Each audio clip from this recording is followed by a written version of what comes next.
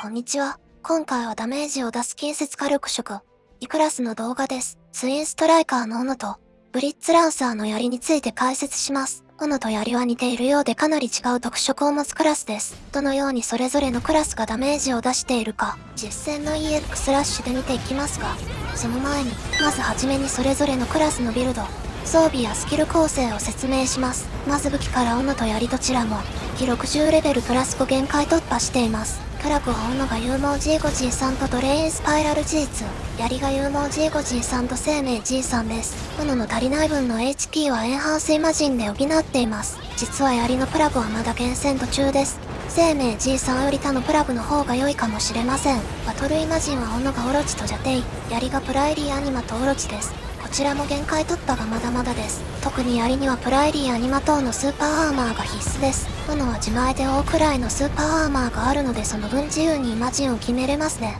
斧のスキルはこちらです。まずは大くらい、必須です。ドレインスパイラルベータとイグニッションベータの組み合わせが非常に強いです。他にもバーニングラッシュベータやブラッドアックスベータのバフも火力に直結します。高火力かつエリアダメージのラーバインガクトとブラッドアーツスの組み合わせで HP の維持と火力の両立ができます。ソウルリッパーは緊急時の回復用スキルです。アルファで CT が6秒のため非常に便利です。槍のスキルはこちらです。ラピッドスピアベータ、スタブインパクトベータ、この2つのベータスキルが刻印付与しやすく強いです。プリペアモードアルファ、マークトリガーアルファ、プリペアは8スキルになりさらに恩恵が増え、マークトリガーアルファは敵に HP リーク、ベータはスーパーアーマーを自分に付与できます。残りは自由で良いと思いますが、クルーエルスラスとアルファは全ての刻印を同時付与できるのでおすすめです。斧のクラスアビリティはドレーンフィーバーが必須です。もう一つはフルパワーかエクザルテーションがおすすめです。共有アビリティは弾のスタミナアップが欲しいところです。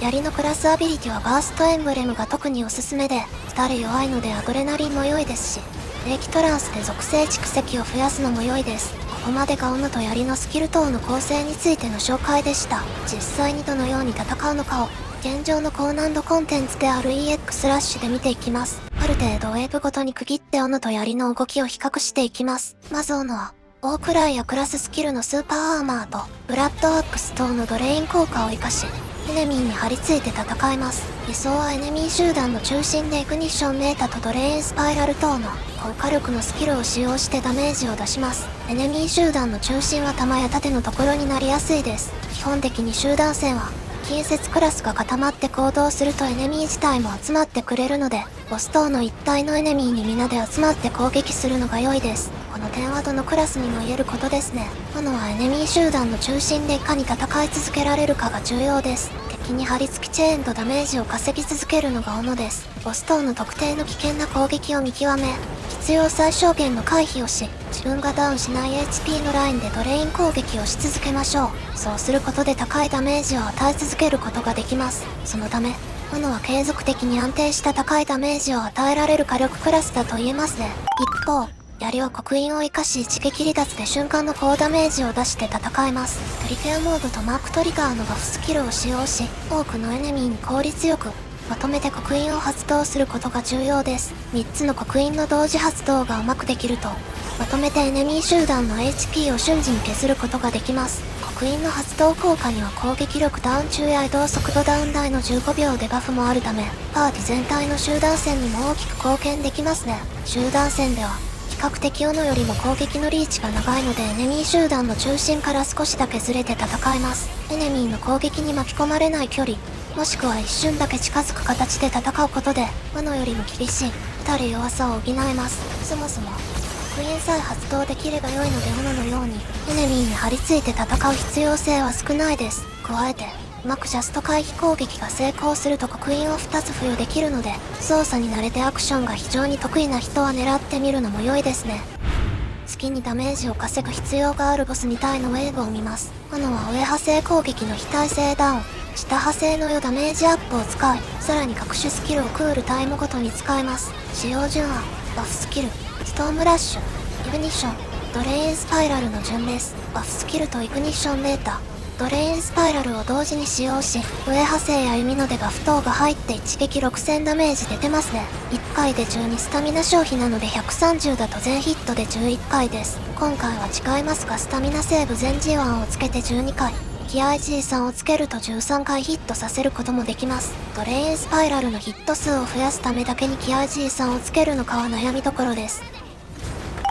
槍はマークトリガー、プリテアモード、バトルイマジンのスーパーアーマーを使用し、刻印の付与と発動をしていきます。槍の行動順はベータスキルを持っているかいないかで大きく変わりますが、基本的にはスタブインパクト、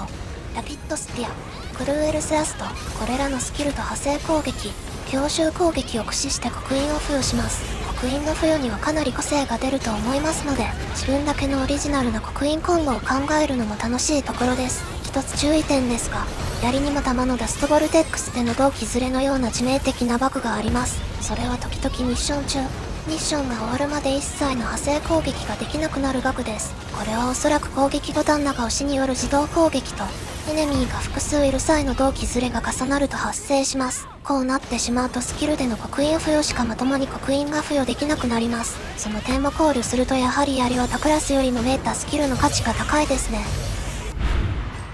斧と槍の違いをまとめると、斧は自前のウォークライによるスーパーアーマー、コンボゲージによる高いダメージバフ、上派生攻撃による非耐性でバフと下派生の余ダメージアット、クラスアクションでの非ダメージ減少、